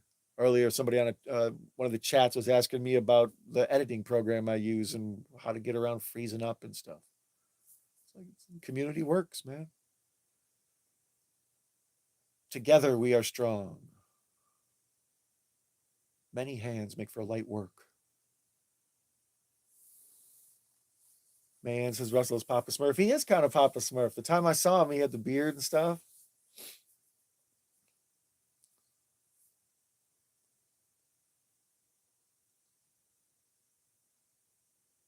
So now here, Amber's off on her own. This is a good, like, a tension building, scary moment. This movie has a lot of that in it, which is one of the things I like. Is the stalkery death scenes where people are like, you know, creeping up on Arnold and Amber. They have that horror element that you know, be quiet, don't jump scare, I guess is the word I'm looking for. You know, just shut up, let the tension build, just sit. Ah! And then that's, whoa, they found a dead body. That's right, whatever those damn 3 dudes who won but didn't win. Johnson, Smith, and Thompson. Sean shouting out the chat in the horror community. Yeah, all these people are all, every one of them. I smile as soon as I see your name pop up on the screen. As I say that, Professor Macabro, you're the best, buddy. I used to watch Laverne and Shirley when I was a kid. And whenever they would say something like, the most hideous and vile thing you could imagine, Lenny and Squiggy would burst open through the front door and go, hello. So sometimes when I'm in a chat, one of my secret tips is like, if I'm just watching and I'm not answering or I haven't said hello, somebody will say something like sexy or salacious. I'm like, did somebody say boobs? Hi. That's a good tip to make everybody laugh. But anyways, hello, Professor. Buenos dias. Hola. ¿Cómo estás, my friend?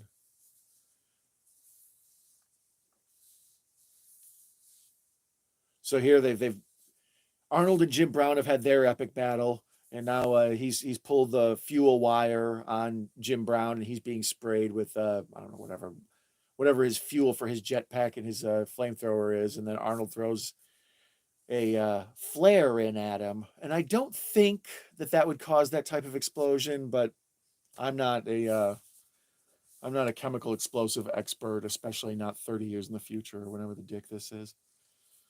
Don May, Gator, and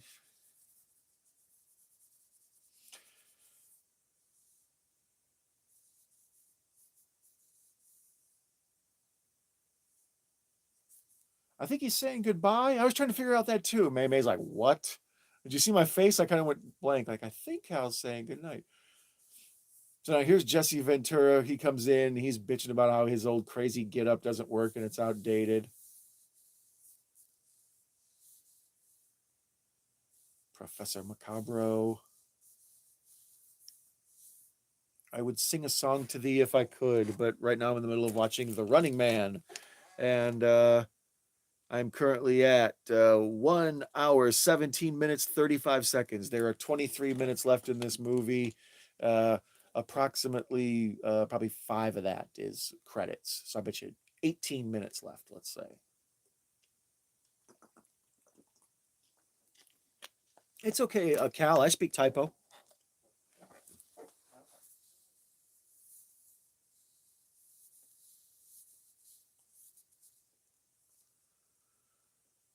Russell put a new picture up. Yeah, Papa Smurf. Yeah, you look cool as hell, Russell. You got the beard, you got the glasses. Yeah, you look awesome. Good choice, Russell. I watched Russell go into a little cocoon and come out a butterfly before my very eyes. This has been a productive stream. You guys, you don't understand. This is very productive. The Arnold has stayed relatively consistent. At times it has wavered. It's gone up and down. There's been good times, there's been bad times. We've all had our share. Okay, so now Arnold's trapped and we get the slow, like kind of ridiculous Oscars. This is so funny. The satire in this is so good. So they're getting ready to bring out the next Running Man, and they've got just slow, like kind of an Oscars Las Vegas review type program. And then we see the jaded producer doing the network thing. I hate third act problems. And they're seeing how they're digitally manipulating Arnold, another thing that back then you couldn't do and it was laughable. And now that you can do it way better than they do in this movie with the deep fakes and all that.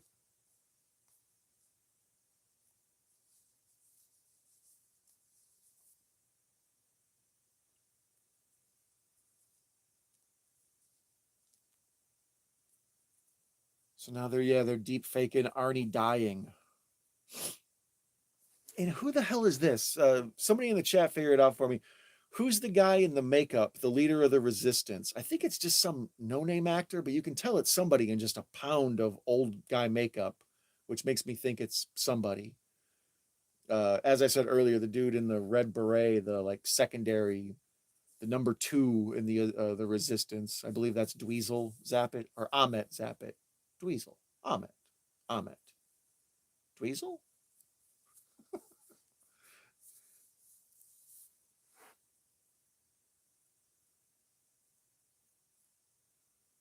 I think he should keep the beard. Russell, isn't winter coming, brother? Russell talking about getting rid of his beard. Yes, I did, Professor. Thank you, buddy. Professor noticed my jacket right away. I bet you notice when women get their haircut and stuff too. You're very thoughtful, Professor. I like the thought of just like a red face with like a skull in the workplace, like holding a coffee cup. You look nice, Sharon. That was my limited fake Professor Macabro. So now they've trapped. Oh, that's brutal. Yeah, we're seeing the fake footage that they showed the audience where they make it look like they trapped Arnold and Amber in the room, and that Jesse Ventura came out of retirement and just beat him up and threw him into barbed wire and against steel spikes and just straight murdered him like the grossest of gross.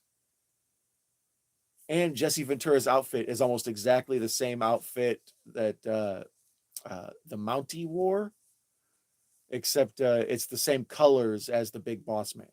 So it's a nice combination.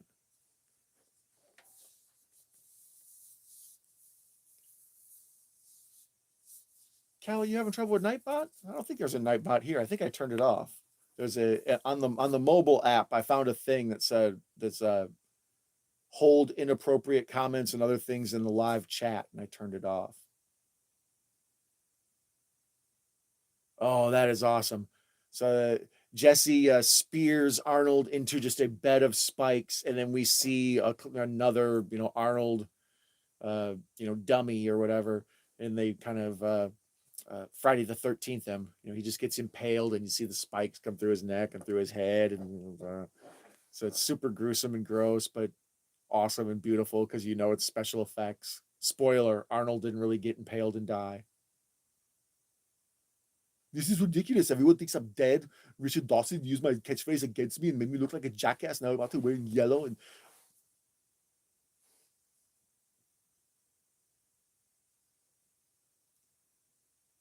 digital mat tracking. Yeah.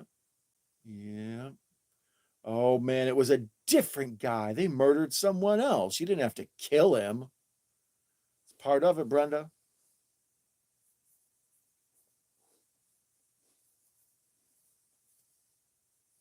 Oh, he asked who the actor was. It was Nightbot. I get it. It was a clever joke, and I was running aside because I was trapped in the acting magnificence of Arnold Schwarzenegger.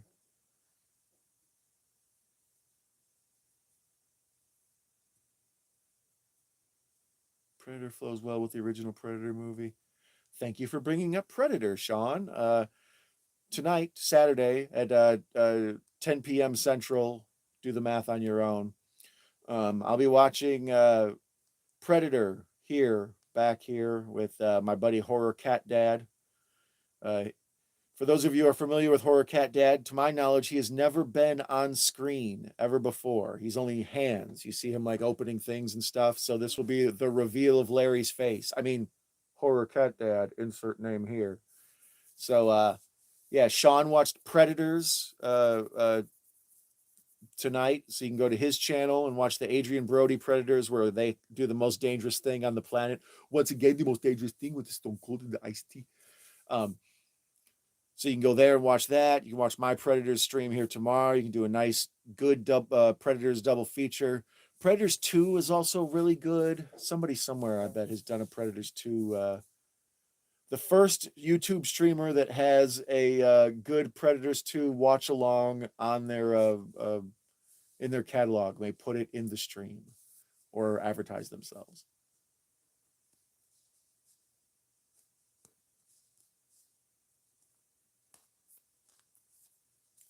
Sean's new to Horror Cat Dad. Larry's a good dude. He's super nice. That's like kind of one of my main guys. Like sometimes out of the blue, like Horror Cat Dad will just like message me on Instagram and be like, "You doing okay?" Yeah, Larry, you good person, asshole. So yeah, that's my guy. That's part of the reason as I was figuring out how the YouTube app works. I like StreamYard, but I'd like to not have to go outside to come back inside YouTube. I would like to try to figure out a way to master their stupid app. But even now, like I'm trying to figure out like, comments. And I think if I press comments, top chat, live chat, yeah, give me all of live chat so I see everybody's there. But like, I don't know how to pin message. See, look at me just using your guys' time to figure out how to do crap. So, okay, so that's how I do that. Let's see if this works. Welcome to the post-game wrap-up show. Not me. Richard Dawson is saying that about the Running Man. But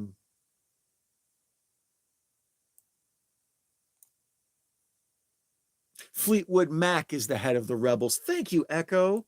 You guys, the chat kills it. I know I say it before. I know it sounds like I'm sucking up because I love you guys, but no, seriously. When I asked for Purple Hearts for Jamie, I got Purple Hearts for Jamie. And now I'm like, hey, what's the name of that damn zombie movie? And I get this Maggie. And then, now all of a sudden I want to know who the hell is that guy in the old face makeup? Because I know he's somebody, and it's Mick Fleetwood. Thank you. That's Echo. You are the man. That a boy.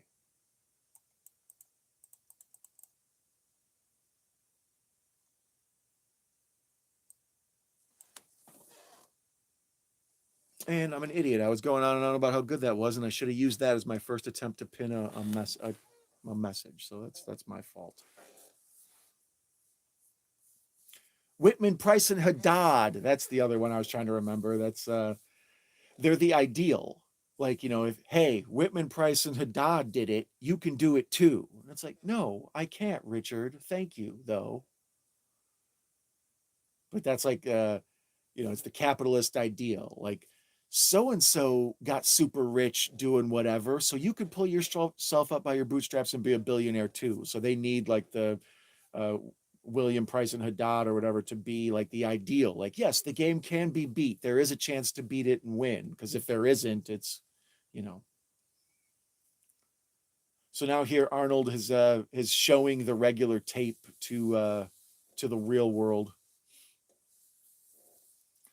Let's see here, Sean. No, wait. What are you doing? So now we see how it took 4 dudes. But even then, that's actually Arnold usually doesn't give in to 4 dudes. It usually takes about 6 to defeat Arnold. But he was on a moving helicopter. He was trying to fly a helicopter.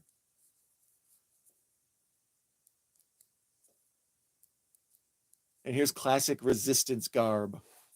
I love a lot of these sci-fi movies have resistance garb time where our hero has been cleaned up. He's joined the resistance. Now he has like a new spiffy resistance outfit on.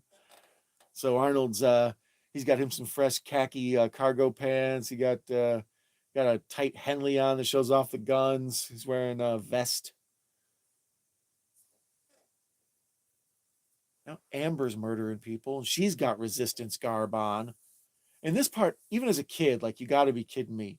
She bumps into Dynamo in the hallway, and he decides now's the time to get that sexual assault thing I was trying to pull off earlier on. It's like, dude, you're in the middle of like, there's all this shooting and stuff, and you're like in a hallway. your horniness is next level, dude.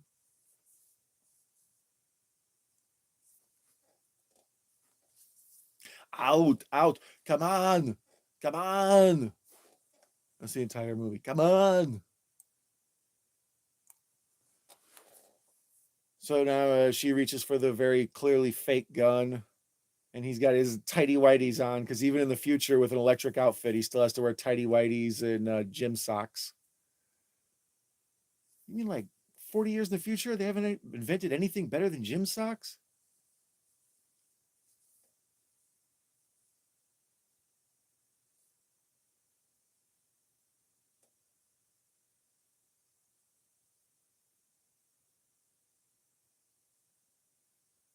So now we see that the soldiers are shooting at the audience, and the people in the back room, the yuppies, the like next level people, the higher class, they're just shocked at what they're seeing. It's all being revealed to them. The facade of the government propaganda is just all crumbling around them. Arnold, see, this is a good example. I was complaining about this in other action hero movies. How much the action hero actually affects the world at large, like they make it seem in the movie.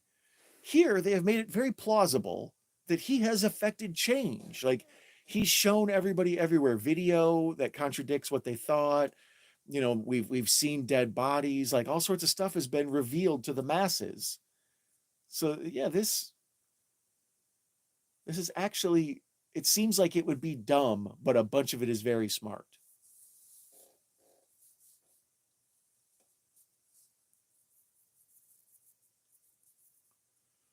Now everybody in the chat is very much in love with each other, and I'm very much in love with you.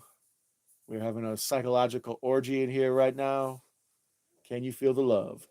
So here's the big guy that they have built up that Arnold Schwarzenegger is going to be like his match. And we think that these two are going to eventually, you know, like this is the mini boss before Richard Dawson. And then it's like, psych. Man's tired.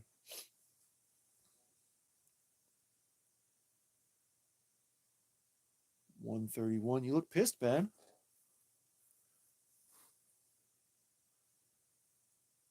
Got every right to be.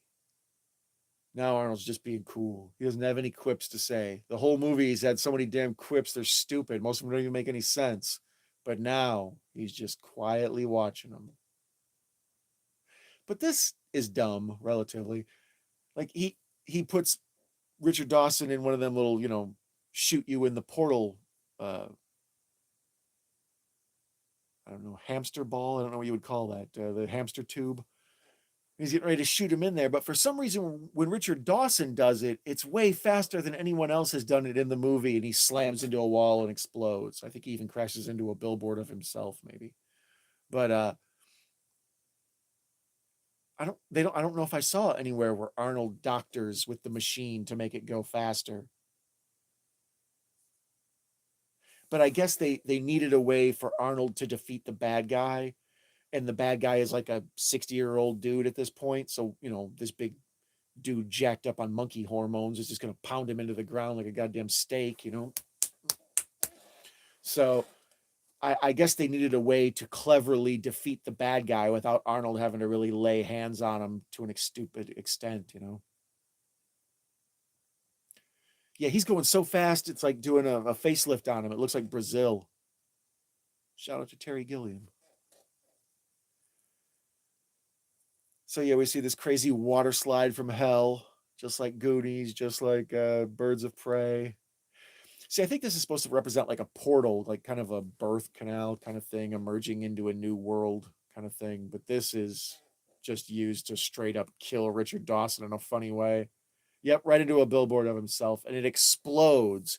Why would the billboard explode? Is it a billboard for gas?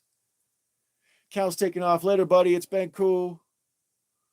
Sean Blue Digital says the remake with Bruce Dern. Oh, you're talking about Dangerous Game. Yeah. Later, Cal. You're the coolest, buddy. Thank you for hanging out.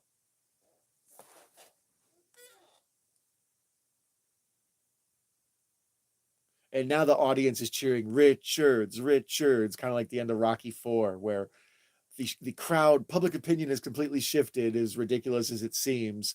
Because we all kind of know, why wouldn't they just open fire on them people? Well, I guess that's the poor people outside. They would need everybody to open fire on them.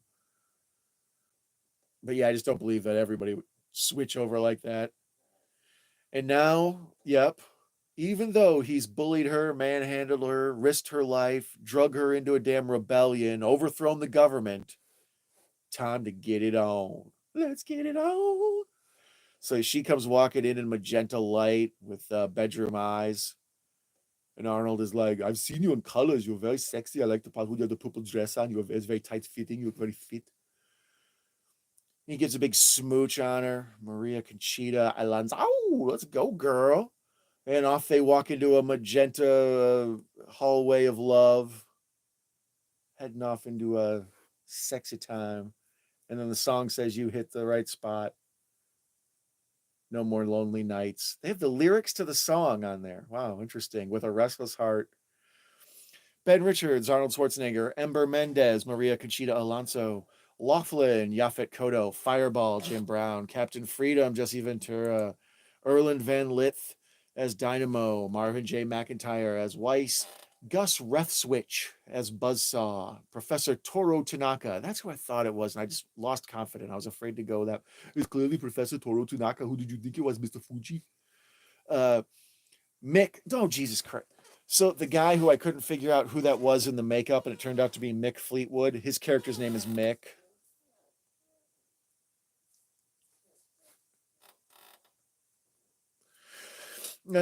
Stevie is Dweezil Zappa, so that settles the which Zappa was it debate. I had thought it was Dweezil. There was an outside chance it was Ahmet. We had pretty much ruled out Moon Unit. Damon Killian was played by Richard Dawson.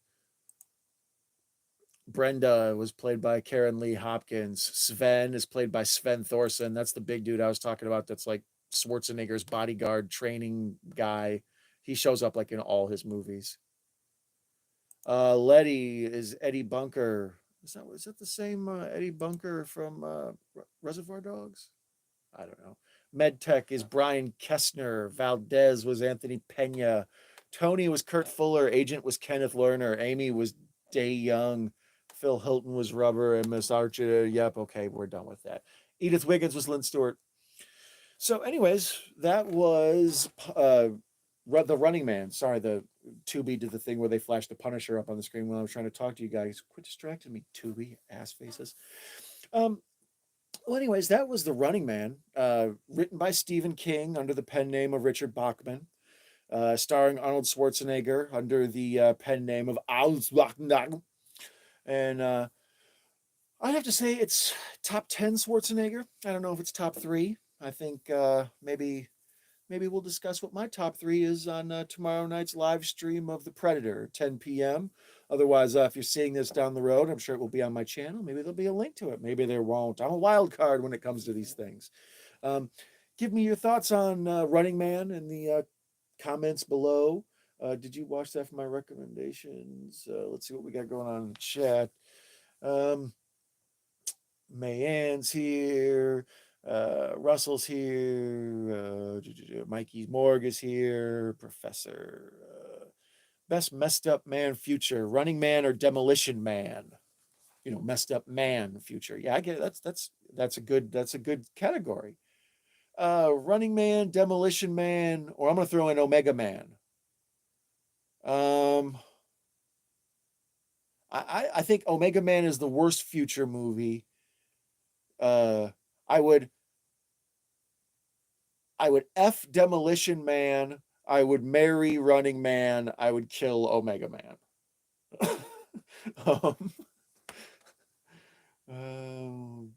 Predator tomorrow.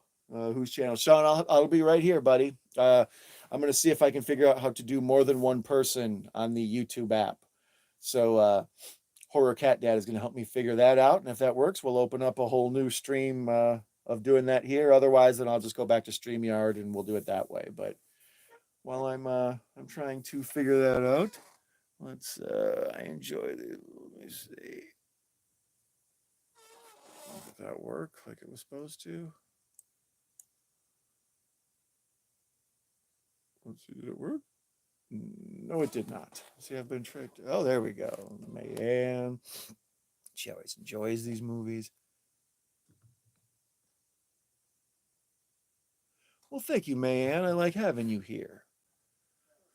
Oh, pin means I pin it to the top of the chat. See, okay, that's what that means. Got ya. I see. Never mind. So, yeah, this is a learning. I can put user replace pin message. Gotcha. So okay, yeah, this is all we're doing. So that's what I was gonna say. I'm gonna have my guy Horror Cat Dead here tomorrow, and then we're gonna try to figure out the two people streaming together through the YouTube app. Because I feel like why drag StreamYard into it? You know what I mean? You got to go off site, get together, go through the green room, then stream back through YouTube. Sometimes, like today, my guy Rob, his stream was ruined by how StreamYard was behaving and stuff. So I'd like to just be able to learn how to press the button, press a few things, and just go. You know.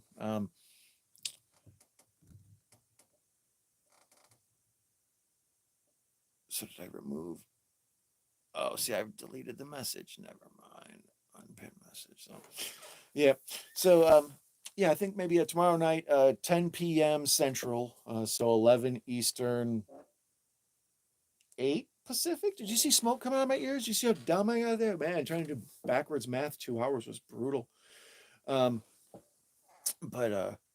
yeah, I would like to figure out a way to not involve StreamYard, and I'd like to figure out a way to just interact with y'all.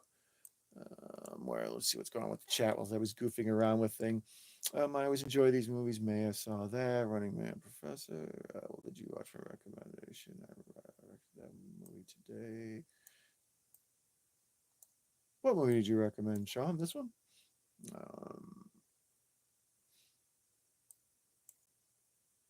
But anyways, yeah, like I was saying, I was gonna. I'm kind of counting down to Halloween, so this felt like it was in there. It's got so much murder and gruesomeness in it. I thought about watching Rollerball. I kind of like these sci-fi futuristic sports movies during football weekend, but I don't know. Rollerball is it's heavy. It's very talky and thinky. When there's action scenes, they're action scenes, and it's cool. But the rest is it's like Soylent Green that way. Like I remember Soylent Green as being like a great sci-fi movie, but when I watch it, it's relatively chill. There's a lot of like people just sitting in rooms breaking stuff down. So this, I remember it as like, no, this is just the Running Man. There's people going to run, and eventually, fake Arnold Schwarzenegger is going to get stuffed into a wall. Oh, Mike, you recommended the movie that Russell recommended. Gotcha. Okay, it's nice that everybody's helping each other out. So, yeah, the audience was. Oh, Jesus, that was way too much chest. I'm sorry, I didn't mean to. If you got children around, that caught me off guard. I didn't mean to get that comfortable in front of you. I feel exposed and naked. I'm vulnerable right now. Please accept me.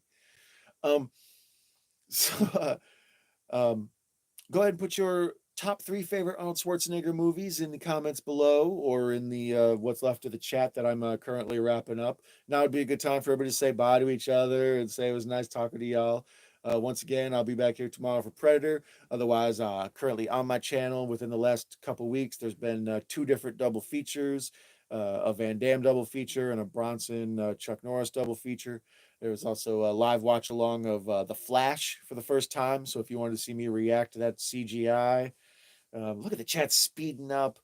You're gonna get flagged. YT is gonna see, Professor. I know, dude. You caught me. Like, man, I know. I feel embarrassed. I can't believe how comfortable I got in front of you. Um, so otherwise, I just put up a new video of highlights of when I was streaming on my buddy Gareth's channel, Video Tasties. Also, I've done some stuff on Rob's Vintage Videos channel. So sometimes when I'm not on my channel, I be lurking. I'm around. So keep your finger on the pulse. Check the community tab. Make sure that when you watch this, watch the comment or the live chat along with it, the chat replay. Sean is thanking me for the chat. Thank you everyone for coming. Everybody in there, May, and you are the queen. You hold it down. You keep everybody intact. To the 11 of you currently watching, and those of you who have come and go, thank you so much for everything you do, the comments, these helpful suggestions, the constructive criticisms, the likes, the subscribes, the hugs, the nudes, all of it. I thank you so much. Um, but it's late on a Friday. You kids go have some fun still. Why not? We can pretend, right? Anyways, I love you so very much. Thank you very much for attending, and you rule. Bye bye.